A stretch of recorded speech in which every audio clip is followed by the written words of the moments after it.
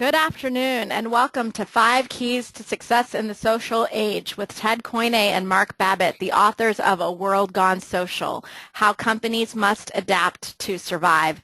It is so fun to have Ted and Mark with me, and I'm going to let them say hi real fast. Hello, thanks for coming. Hello, Becky. Hello, everyone. All right, super. So as we get ready to begin, I want to let you know about a few things related to the technology of this event. The first one is that I'm recording this event so that you can share it with others later.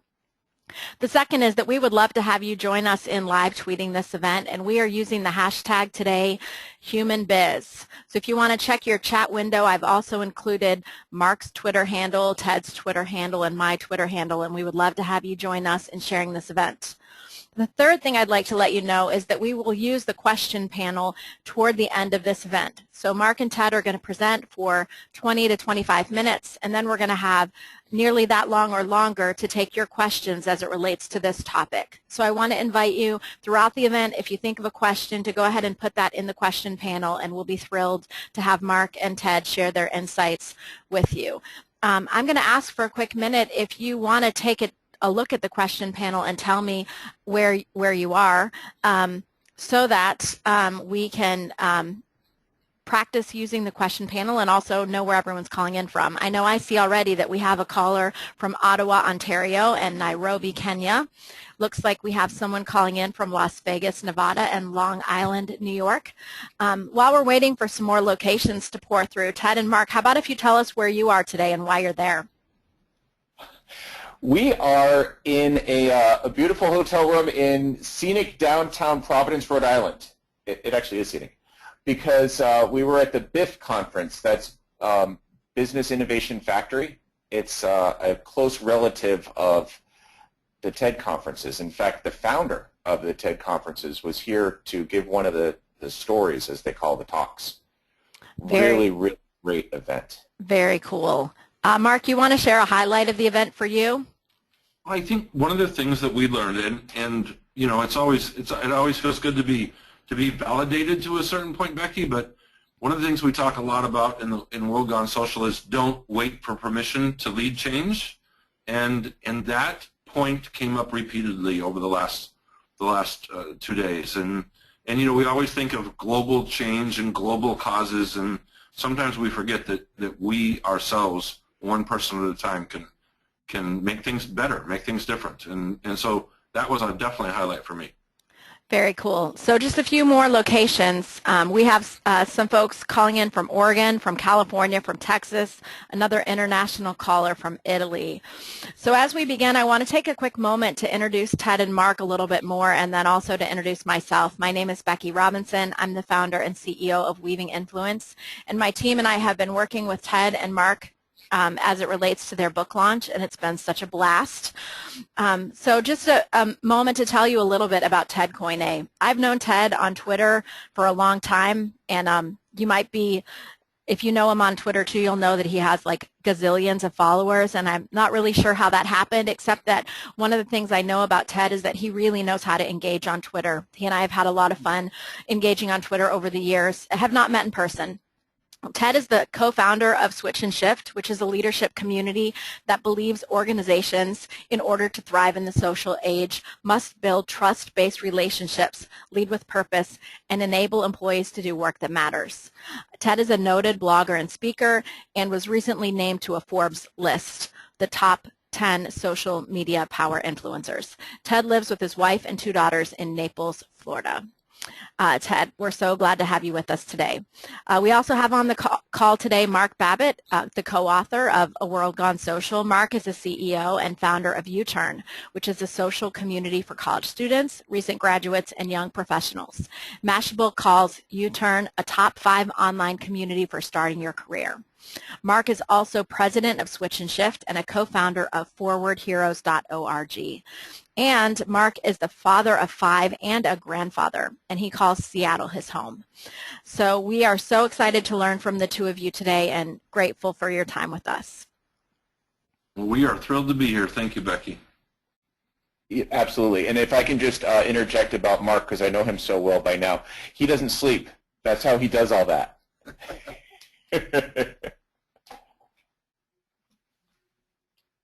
Awesome. So Becky, did we lose you? I'm here. I muted myself so that we could preserve the sound quality.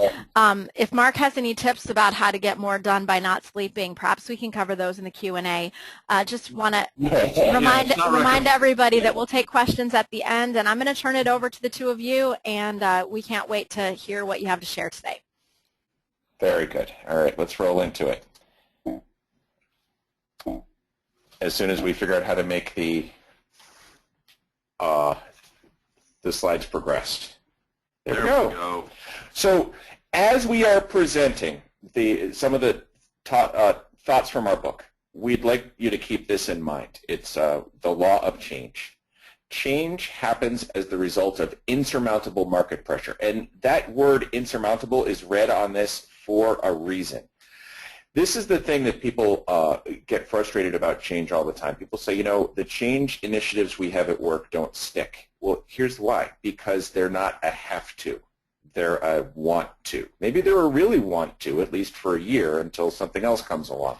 What we are talking about is a shift from the industrial age way of management to the social age way of running a company. And everything is phenomenally different. So that is the flaming meteor that has struck, and the dinosaurs had better learn how to use thumbs and grow hair pretty quickly, or they're going to go extinct.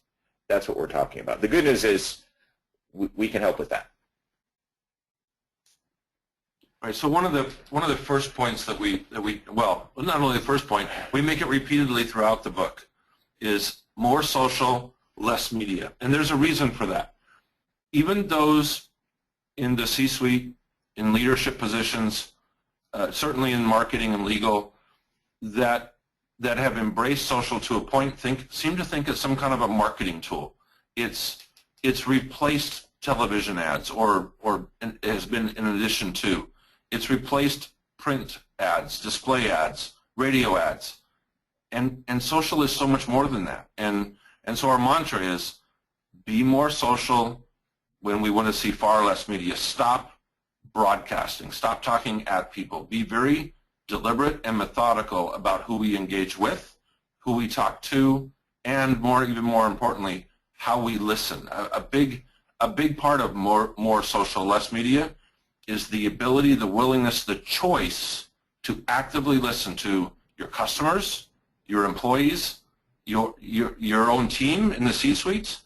As soon as we become active listeners, we become better leaders. And a big part of this, by the way, because a lot of especially the C-suite says, wait a minute, I'm not buying this whole social media thing because I can't predict return on investment. I don't get it.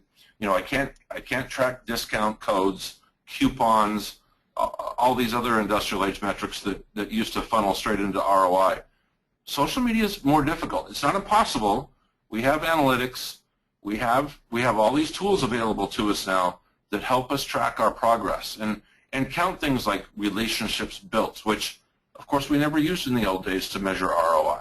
But a big thing here is that we can't just slam out messaging. In the old days we loved talking at people, we loved controlling the message, we loved telling people what they would like about our products and why they should buy them. And now we want to connect with people with purpose that can actually influence future decisions, future product development, who we hire, who we let go, perhaps. We must connect with purpose, and we must actively listen.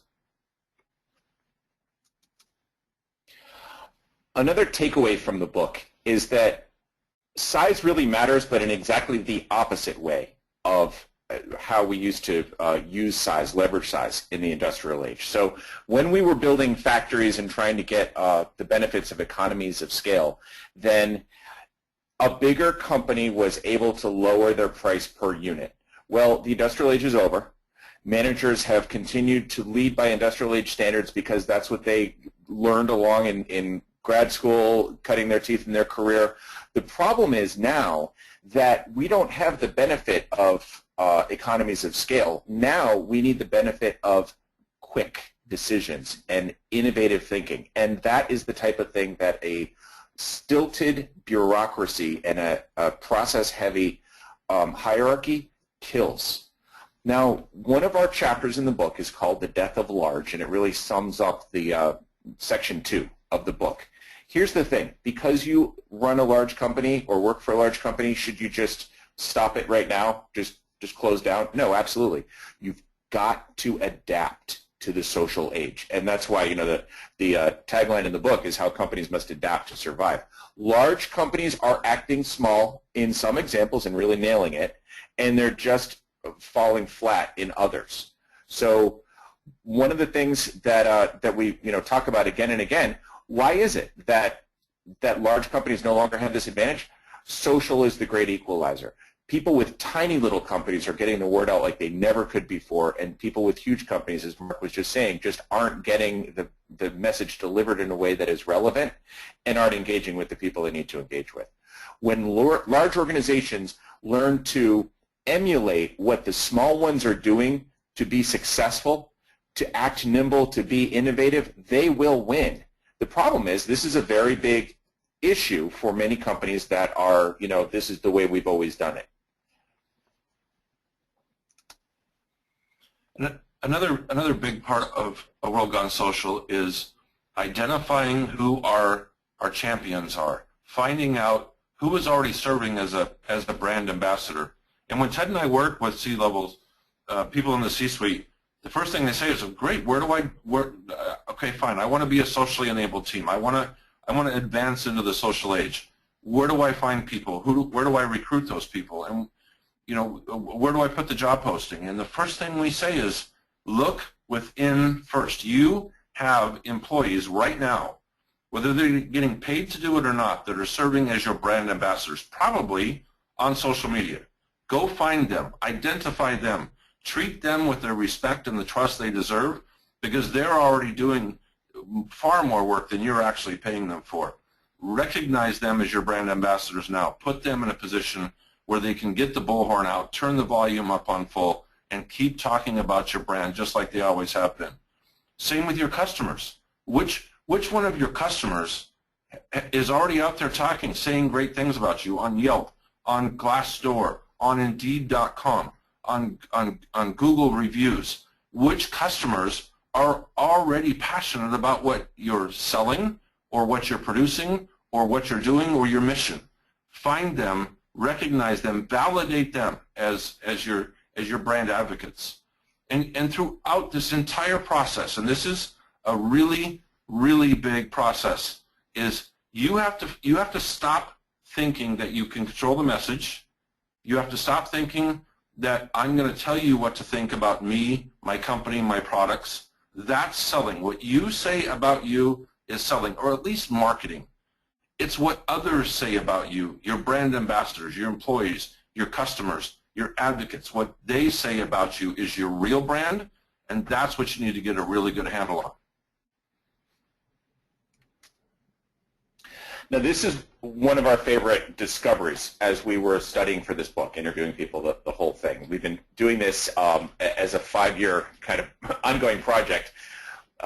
First, we had to even realize there was a social age, and then what does the social age entail? What is different now than was normal before social media kind of came on the scene and people adopted it in enough mass that it is changing the way businesses operate?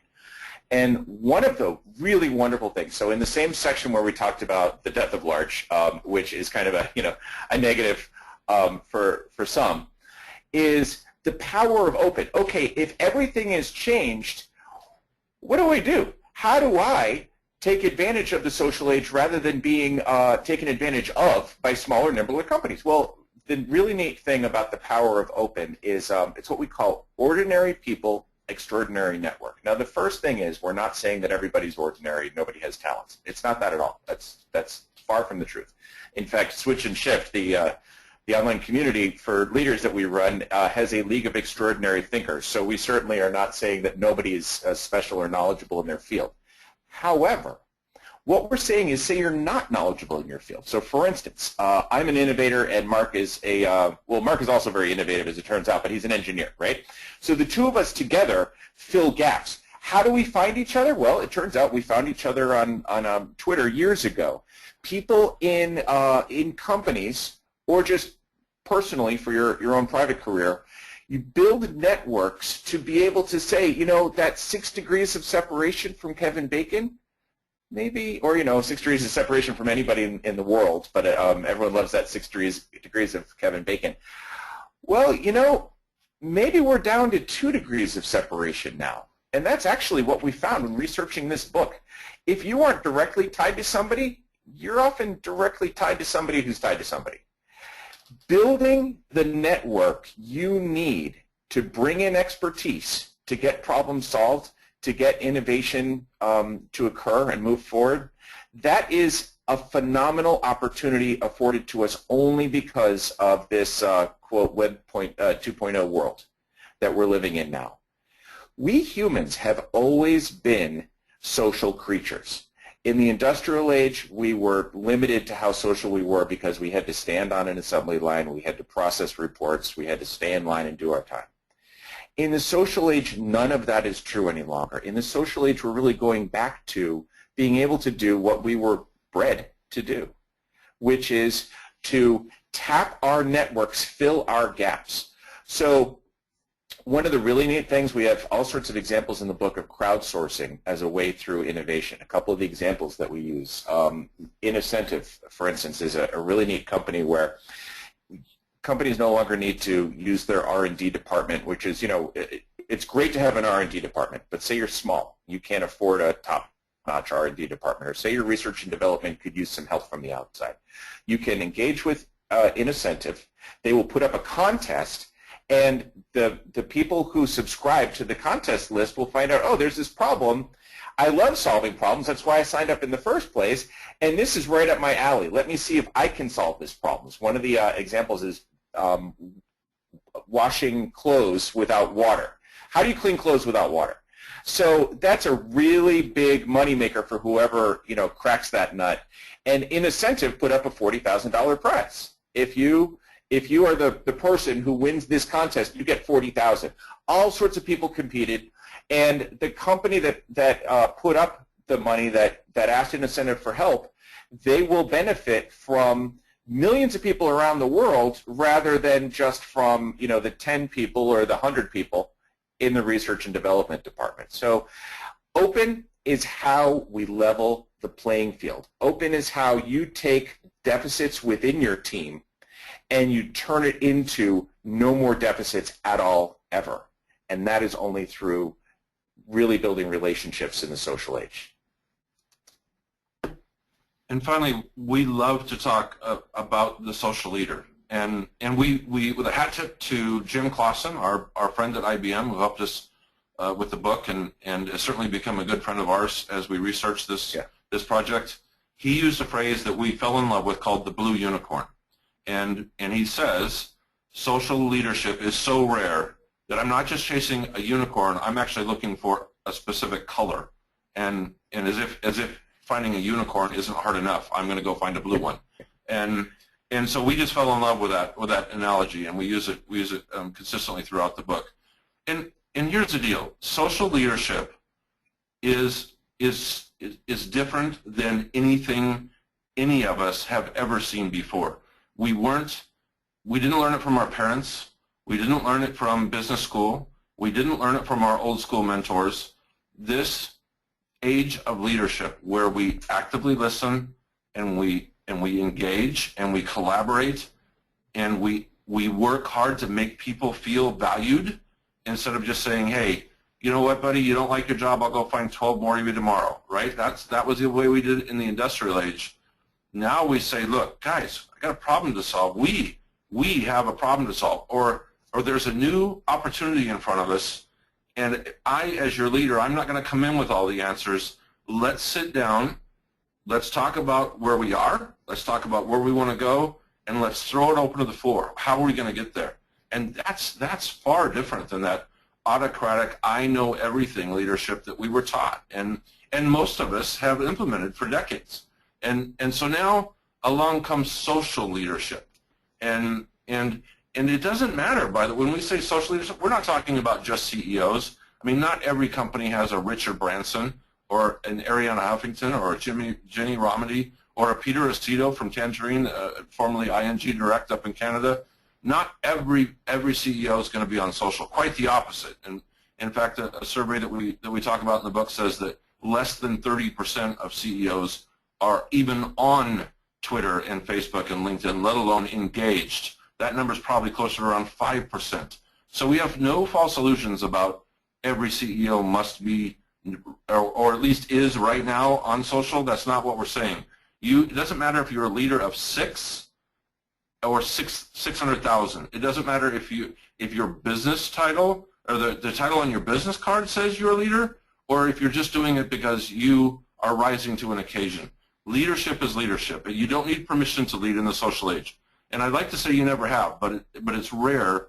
It's rare that we led without permission in the old days. Now everybody's a leader. The newest college graduate, the oldest workforce veteran, doesn't matter what it says on our business card, we can all lead. And I think as we have become accustomed to living in the social age more and more, then I think the people that are willing to follow are identifying those leaders more readily. And we tend to be attracted to those who show some confidence and show that leadership and motivate others to succeed, and they do listen well. And I think a big part of this, and we say this at Switch and Shift all the time, is this is the human side of business. This is where we stop treating people like an assembler. We stop treating people as if they're infinitely replaceable, and we actually make them feel valued and a distinct part of the team with a very specific role to fill. And you are listened to, and we do want you here, and we're going to treat you with the respect that you deserve and that we hired you for. Now, at some point, we might have stopped doing that, but the social age brings us back around. And those that adapt, that's what we're focusing on now, is that human side of business.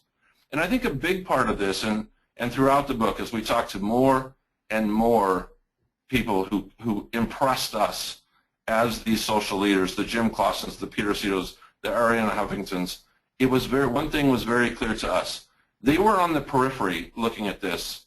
They didn't do what I first did when my team came to me and said, hey, we're going to go on social media for U-turn. And I went, yeah, right, whatever. I don't even know what that means, right? The people that jumped into this, jumped in head first, all in, didn't care what was just underneath the water. Yeah, we might get beat up a little bit, but we're going to jump in here, and we're going to do this with all of our might. We're fully committed to this, and they lead by example.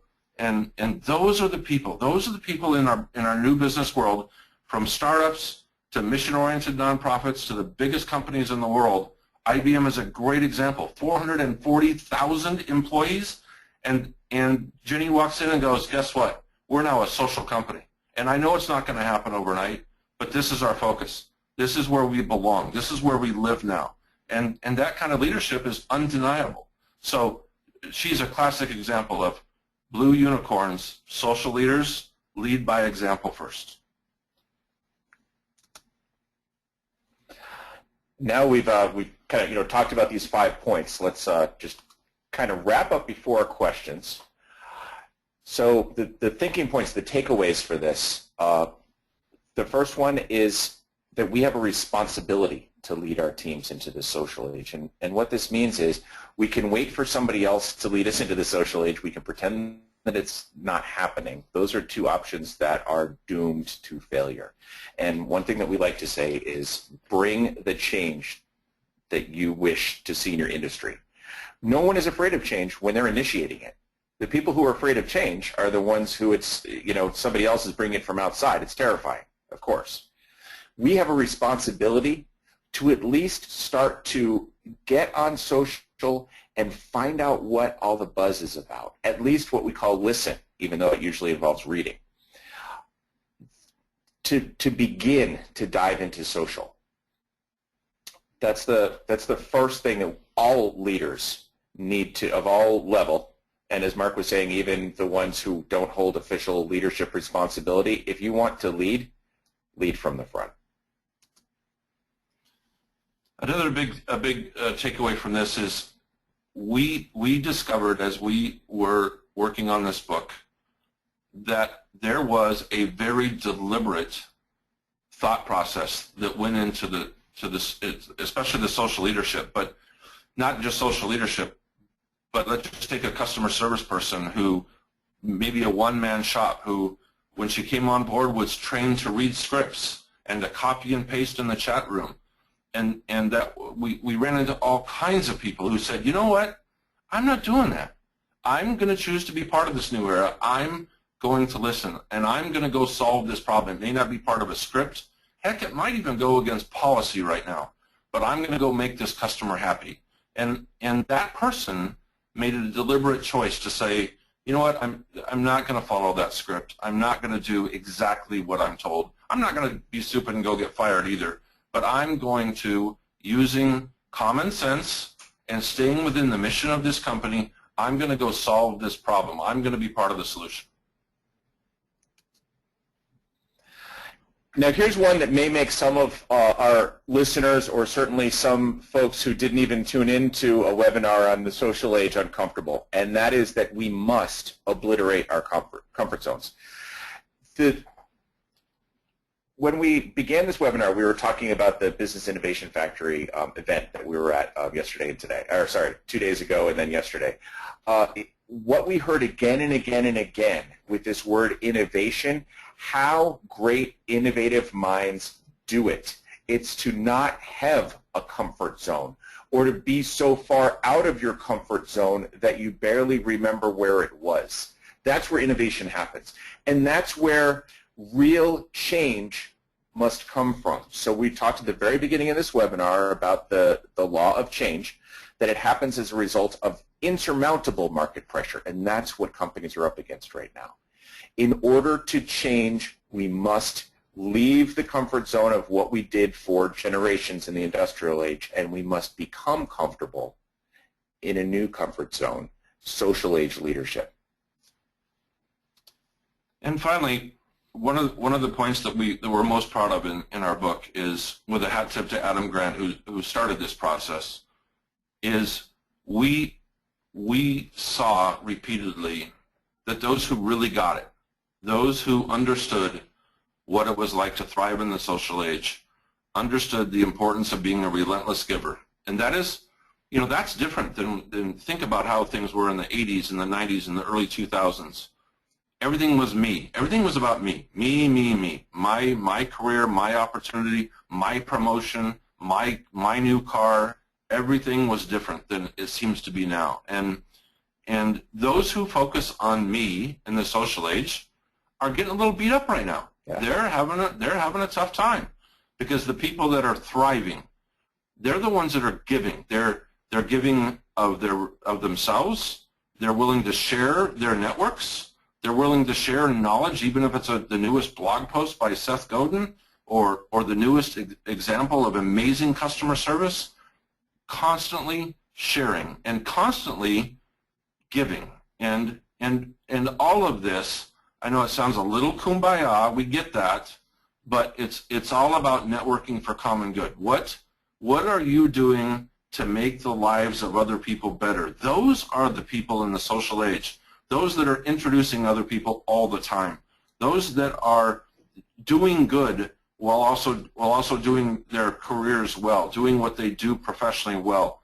Those that are constantly saying, look, I'm not going to keep this knowledge inside myself. I'm going to share it with everyone. Those are the people that are really doing well in the social age. Those are the winners so far, just 6 years into this new business climate. And the nice thing, Mark, if I can just build on that, is that in the social age, we don't need our reputation to be limited to the people we actually know today. For better or for worse, depending on whether we are sowing good karma or bad, and we're kind of, as Mark said, we're not big into kumbaya, so using the word karma kind of makes us laugh. But it's a really good word, because if you do something bad, it's going to catch up with you. It's going to be on social forever, or tracked on social later and exploited, like that Lululemon example we have, where the CEO said something just really insensitive all the way back in 2006. Nothing really happened from it until somebody found it, and it blew up on social in 2013. The company lost millions of dollars, tens of millions of dollars, and he lost his job. That's the kind of thing that happens when you sow bad karma, when you sow good karma. You don't have to worry about, boy, does anyone even notice that I'm putting so much effort into being a good citizen of this world, because your reputation is there for others to find. And it's really nice. We talk about transparency in business all the time. This is transparency come alive. And that's all we have prepared. Becky, let's answer some questions if we have any. Yes, absolutely. There are tons of questions coming in, and I just want to pause for a second and invite everyone to continue to add questions. I think that probably you'll ask more than we can answer, but one of the things we can do later is ask Ted or Mark to follow up by writing blog posts on the questions that we don't get to. So send as many questions as you'd like. This is our chance to learn from these experts, and it's phenomenal. I'm going to start with a question that came in early on about this term blue unicorn, and I have to say, I am so entranced by the phrase. Can you remind us of where the term came from and talk a little bit more about that? The question I had in mind hearing you talk about the blue unicorns is, how can someone learn how to be a blue unicorn leader in the social age? Well, let's talk about its origins first. We had the pleasure, we were invited by IBM to attend IBM Connect in Orlando, Florida this January. And it was right as we were putting the finishing touches on our book, and we had a chapter on social leadership, but we weren't quite there yet. It wasn't quite done. And all of a sudden, Jim Clausen walks up and he goes, "Look, guys, I know exactly what you mean when you say, you know, you haven't quite finished that chapter yet, because it's so hard to find. That's why I call social leaders blue unicorns, because there aren't too many examples to emulate. They're so rare." Eureka! And we went, "Oh, that's it. That's it." So Jim Clausen owns that. He should have trademarked it. He didn't. So sorry, Jim. It's in the book now, but we stole it from Jim. So with attribution, but we have to give him a penny every time we use the word. So that's the origin. And the second part of that, Becky, was, how does one become a social leader? How do you learn it? Mm-hmm. Yeah, you don't, guys. There's no webinar. There's no training manual. Right now, to this point, the way you learn how to be a social leader was, again, to jump in head first. And I'll give you this is how I learned, Becky. I didn't know anything about social. As a CEO, as a father, social to me was my teenage kids on Facebook instead of doing their damn homework. And so it wasn't a great first impression for me. And so I said, okay, guys, if we're going this route, then you have to go find somebody who can teach me the positive side of this. And we went out and hired Christine. And Christine came in to the entire team and said, this is what makes social great. This is how you can ruin social. Don't do this. And we learned. We still made mistakes. We still learned what was right for our brand. But we brought in a reverse mentor, a recent graduate from University of Oregon, and she became our mentor. And I can't recommend that highly enough. It was an amazing experience for us. And everybody that Ted and I recommend the same process to, they come in and they say, you know what, that was the best thing you ever told us. Because we've learned more in the last 3 weeks from Robert from Brown University than we would have ever learned by reading blogs or spending $65,000 on a training center in New York. We're just sitting here, we're just absorbing, and we're learning, and we're becoming better social citizens and better social leaders as a result. That's interesting. So what I hear you saying, Mark, is that you recommend that people hire a reverse mentor, hire someone younger, like a college student or a college graduate, to teach them about social.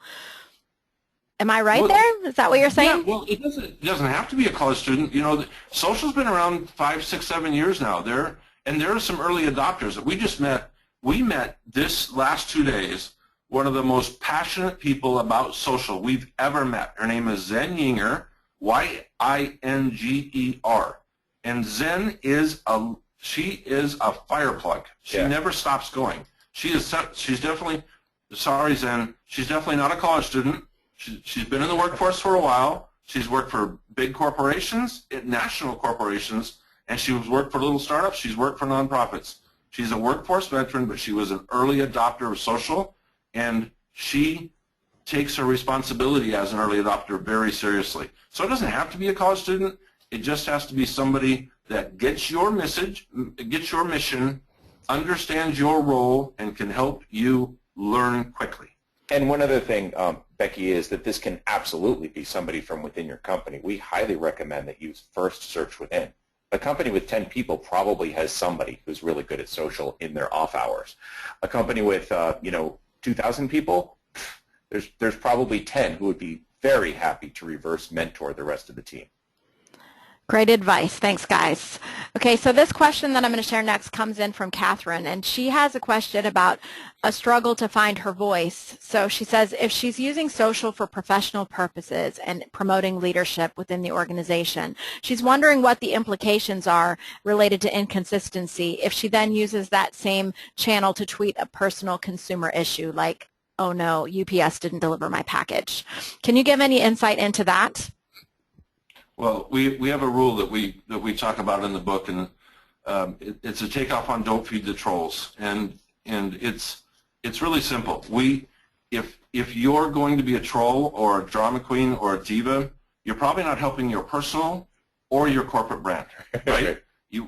People respect positive people, and so Katherine, as long as your message is positive and brought out in a personal, yet positive way, then you can't hurt either brand, your personal or your corporate brand, your employer brand, or if you're a solopreneur or CEO, your corporate brand.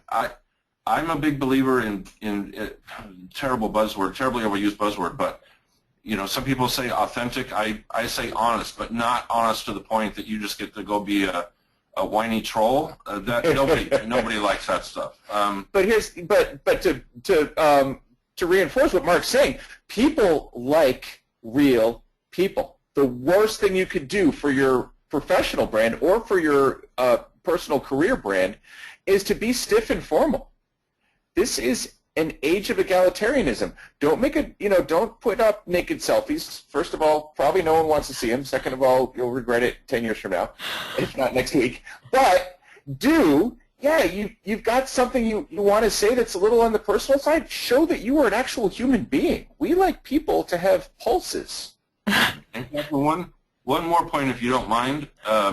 There is, for many of us, not all of us. There's no such thing as an absolute statement. We certainly learned that over 5 years.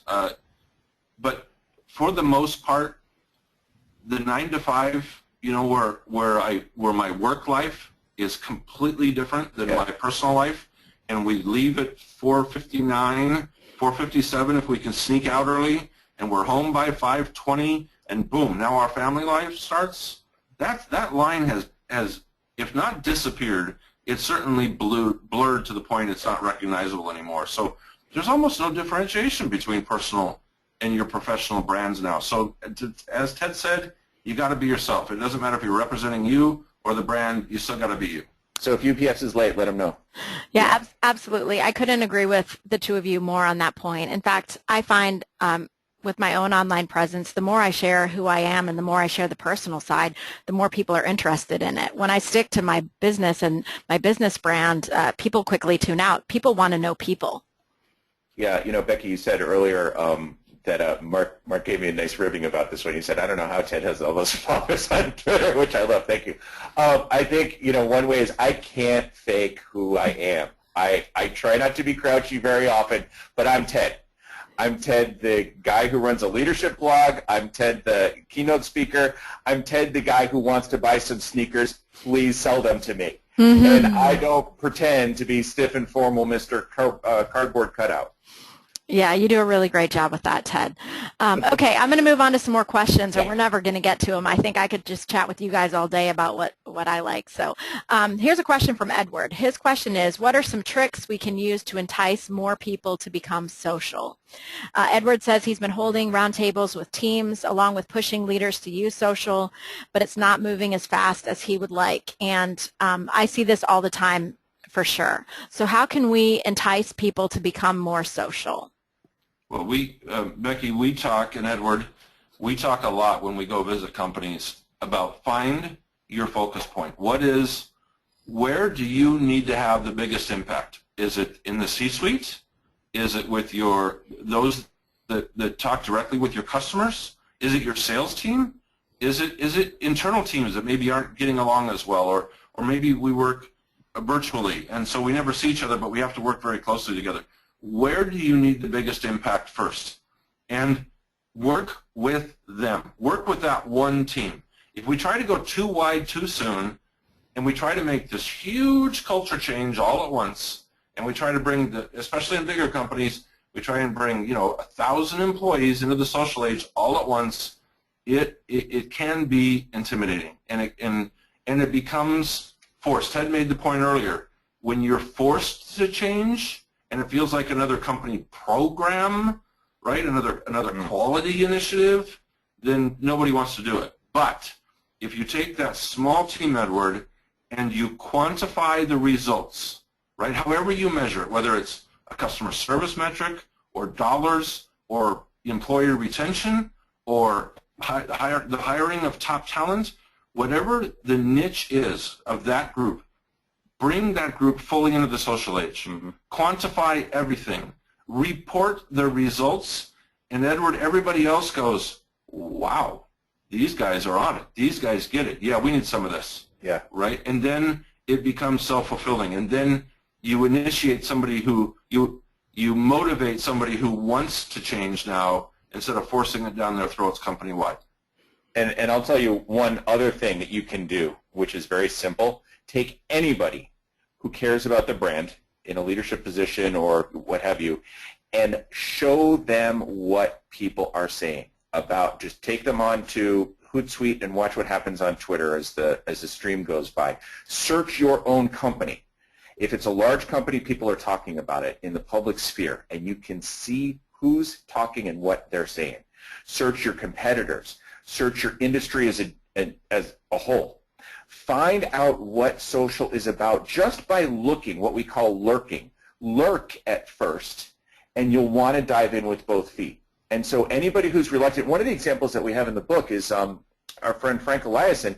He said he was in a meeting at Comcast. Now, granted, Comcast still has not become a very customer-centric company, but gosh darn it, they're trying, and they have improved compared to where they were several years ago. He was in with the executive team, and they were talking about, well, what's this social stuff, and what are people saying about our brand? And Frank said, here, this is my phone. Check out what they're saying. This is real time, people cursing at Comcast because we have long wait times.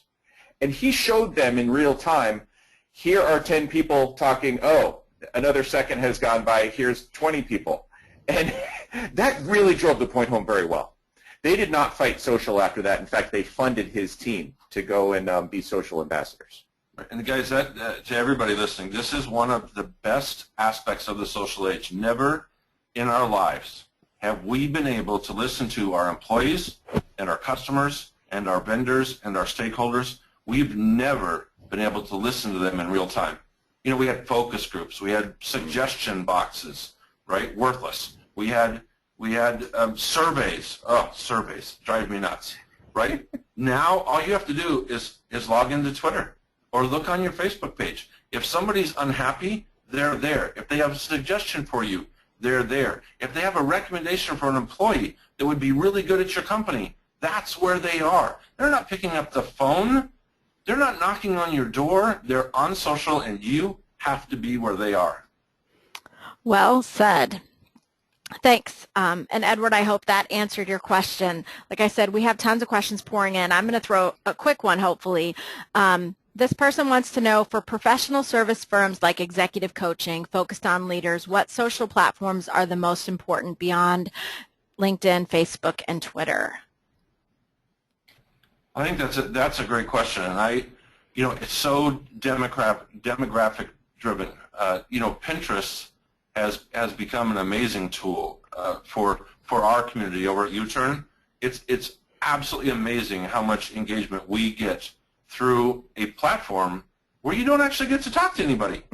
But everybody is focused on commonalities. It might be an infographic. It might be a meme. but people are sharing stuff that they believe in visually. So we're attracted to Pinterest and Instagram for that reason.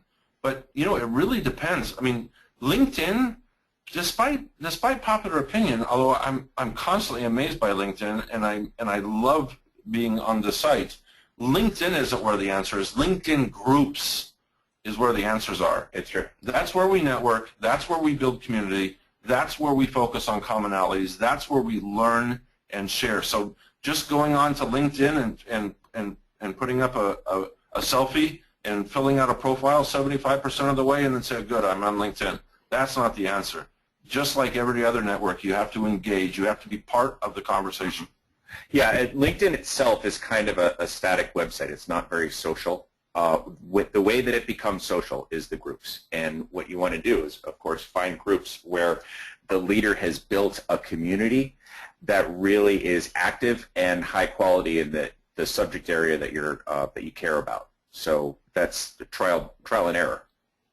Got it. I was just about to ask you, Ted, how you can tell if a group is going to be the right group for you. And I hear you saying that you just have to try it. Yeah. Yeah, and I'll give you a little hint. If the moderators allow those guys to say make $4,000 an hour, then that's not a good link. Find a new group. Yeah. All right, that's good. All right, so here's another question. The caller is saying that she has a struggle balancing the corporate brand in such a unique market and struggles to connect with the right network. So would the two of you have any suggestions on how to engage with the right people as it relates to a very niche area? So how do you find the right people to connect and engage with on social? That's a great question. If you don't mind, I'll tell you how I did it, and hopefully this will help. When we first started U-Turn, we didn't know where to go or how to get started, and Christine, our reverse mentor, said, we're going to get you guys on Twitter chats. We're going to get you on Twitter chats about social media. We're going to get you on Twitter chats about mentorship, which is an important aspect of our business. We're certainly going to get you on the career-related Twitter chats, and we're going to do the same thing on LinkedIn groups. And you're going to engage. You're going to converse. You're going to join those 60-minute Twitter chats. You're going to check your LinkedIn groups every morning. And pretty soon it's going to become obvious to all of us who are the right people.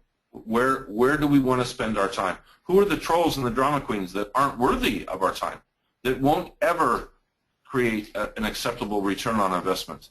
And again, it's that jumping in thing.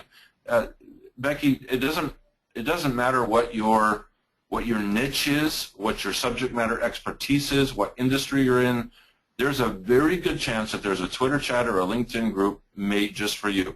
There's probably a Facebook group or a Google Plus community that's already built just for you, and that's where you start. You go where people already are. That's the best possible place to learn who's an influencer and who's a pretender, and who can I learn from, and who can I teach, right? Who can I give something of myself to? That's where you go. Is you have to go where people are conversing and engaging. And one of the nice things about this is, as Mark said, you'll find out right away. A quick way to do this is what I always do when I want to bone up on a new topic is I go to Twitter, I put in a hashtag for the topic, so say it's leadership, say it's innovation, whatever. I just put in a search for a keyword, and you can see who's talking about it. And sometimes the people talking about a given topic, maybe they're not saying much that's that important.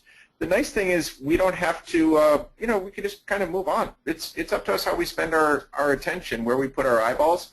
And it's not like we're hurting feelings. It's not like in a real room where you're actively ignoring someone and they can tell. It's just, hey, they've got something to say that isn't really resonating with you, and this other person is. So very quickly, hundreds of millions of people on Twitter turn into a couple hundred by using these keywords and finding people who care about what you care about. Yeah, that's very helpful. Thank you, Ted. So I'm going to edit a question that came in from Joshua. It seems like a lot of people. No, not that. It seems to me like a lot of what I'm seeing in the questions is that people are wondering about how to separate this personal brand versus professional brand, and business account versus personal account, which you addressed a little bit before. And so the bottom line question is, are there any topics on social that are off limits, especially as you're trying to balance the personal and professional? And I already heard Ted say, and I wrote it down, don't put up naked selfies. I'm going to make sure I have that on my wall so I never make that mistake. But beyond that, are there any topics that are off limits? And if so, what might those be? Excellent question, Becky. And I'll tell you, we tend to forget a couple things. One, that social is simply an extension of being human, and it's not a stage, it's not a bullhorn, it's simply an extension of us communicating with other people. So the same things that are off limits in most sectors of society, if you were sitting around having a conversation, politics, polarizing comments on religion or race, anything mean-spirited or polarizing at all of those things are just as off limits. Swearing, drug use, pictures of you with underwear on your head while your friend's holding your hair back so you can, right? That's not cool, right? It's not cool in real life, and it's not cool on social either. And thank God I went to college in an era before social, because I would be unemployable right now. But here's the thing. The way that you act on social is the way you should act if you were in public and you wanted to represent yourself or your company very well, because you are. What happens in Vegas stays in Vegas. It happens in Vegas, stays in Vegas, unless you post it to Facebook. Then it's no longer staying in Vegas. So use the same good sense that hopefully your parents taught you. Becky, I'll tell you another big aspect of this that we deal with at U-Turn all the time, and that is that on social, just like every other aspect of our human lives, we tend to write and post directed exactly at those we're trying to impress right now, right? So if we're trying to impress our frat brothers, then we're gonna post a certain topic or we're going to talk a certain way. If we're trying to impress employers, now we're going to talk in a different way. Well, here's the trouble. All those frat brother pictures are already up on Facebook. It has a social shelf life. It's already there. You can't just all of a sudden turn a switch on now and become a model potential employee, right? So we tell everybody, personal or corporate brands, that this is your personal reputation. Or if you're tweeting on behalf of your company, or you're being a social ambassador, you're being a brand advocate, you're tweeting on behalf of a brand, and then it's your reputation and the brand's reputation. And that's what people don't get. The people that really don't get social is, oh, well, I can post whatever I want on Facebook. I have a right to be heard. I have a right to privacy. I have freedom of speech. Well, none of that applies, because all of us are judging. I mean, there's good parts of being human, and there's maybe not so good parts. And we're always judging everybody all the time. How do you want to be judged? How do you want to be seen? What kind of reputation do you want to build for you and your brand? That's what we need to think of as we're diving into social. And at the same time, a really good term that Mark added to the book when he was talking about this this whole censorship thing is, we don't want people working for brands to be Puritans. We as a brand need to understand that the people that we employ and engage with, they're going to be a little bit human, and human is cool. So don't just, oh no, never mind. This person looked like they were smiling when they were at a party. Forget it. They can't work here. We're a very serious organization. That type of thing, we can't be too strict. So for individuals, be really careful. For companies, loosen up. Great. That's very helpful. So I want to shift gears for a minute. I have a question here related to internal social media channels. So, if a company is trying to use some internal ways of connecting that are social, can we talk a little bit about how the rules might be different there, and also how to encourage people to be social within organizations? Another great question. As we got to do the work on the book, we found two amazing examples of internal social media streams. One, we already mentioned Peter Aceto at Tangerine formerly ING Direct up in Canada, one of the first things that Peter did as CEO was he installed an internal social media platform. I think it might have even been before they had a formal external process. But he wanted people to communicate what worked, what didn't work, what did we do to solve this problem this time, and what could the rest of us learn from that? Mm-hmm. And it became this amazing internal communication tool. Now, and since then, there's been a whole bunch of companies that have, Salesforce has Chatter, and Jabber is one, and there's a whole bunch of companies that are creating these tools that allow for this internal communication and internal social sharing. Mm-hmm.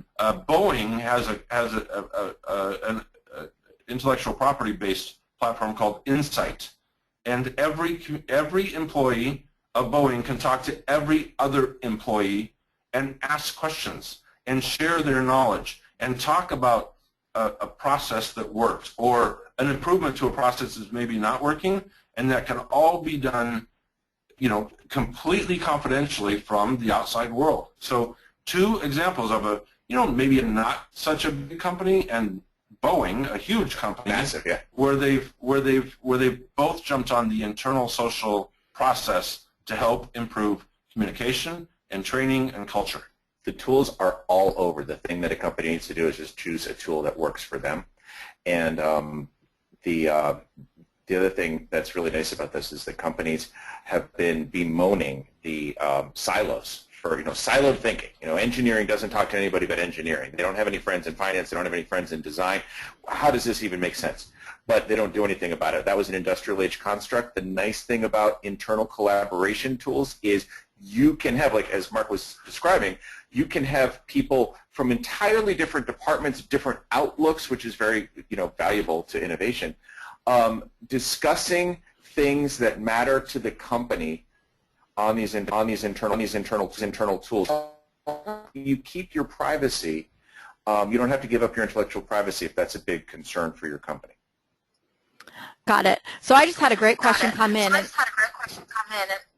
We're having some audio issues suddenly. Apologies. Did something change over there, Ted? No, we can hear you. You're great. Yep. Okay. So we just have a couple minutes left, but I'm going to throw a question at you. Have you seen any cultural differences in people and their ability to get social? I would say company to company, it's even worse than country to country. Now, of course, there is that cultural stiffness and hierarchy or lack thereof, depending on which country you're in, even depending on which region. You can talk about the EU or the United States and Asia-Pac, but there's vast difference in how open or how tight-fisted with communication different companies are. And that has everything to do with the culture of that company. Yeah, I think, Becky, the biggest thing in culture is here's what social does for us. This is going to surprise everybody. It allows us to be social again. We're not constricted by the department we work for or the title on our business card. It lets all of us talk and share and learn. And when you do that, when you empower everybody to be human again, then collaboration happens naturally, and innovation it becomes a byproduct of those conversations. And so, I mean, if you want to make the biggest difference in a company, the biggest difference you can make right now, biggest bang for the buck, just give people the social tools that they need to communicate and get out of the way. Yeah. Don't tell them what they can talk about. Don't tell them when they can talk about it. Don't make anything off limits. Yep. Just get out of the way. And that's hard, Becky. That's hard for some of us old, white-haired CEO types. That's a hard thing to do, to say, I'm going to respect you enough and trust you enough to let you talk without me controlling the message, without me controlling the process. You guys just go and be human beings and do something amazing. And it's not easy, but it's amazing when it happens. And by the way, don't just do something amazing, but ask me some questions as the leader, Yep. as the senior vice president, as the chief executive officer. Go ahead, fire away. That is a really great way to flatten your company without firing all the managers. So Ted and Mark, I'm muting you just as we wrap up the hour. I want to thank you so much for your generous sharing of your expertise with us today. I will make sure that all the questions that we didn't get to get sent to Ted and Mark so that perhaps they can blog about those and share them in the future. And I'm going to mute myself again in case you guys want to say anything in wrapping up. I want to encourage everyone on the line to please check out A World Gone Social on Amazon. It's available now. You can buy it on Kindle or in print. And I've heard from the authors that they really want you to buy it in print because it has this really cool, awesome, amazing red cover.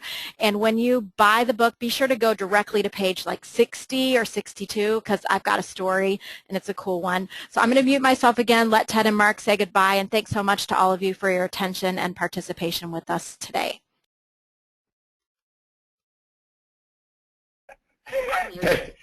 Becky, you're awesome. Yes, buy our book. It's pretty. Yeah, folks, the story that Becky was referring to will, in one story, it encapsulates everything. So please, thank you for coming. Check out the book online, and if it entices you to buy it, awesome. And Becky, thank you for not only sharing your story, but for hosting us today on this webinar. It's been a lot of fun. Very much.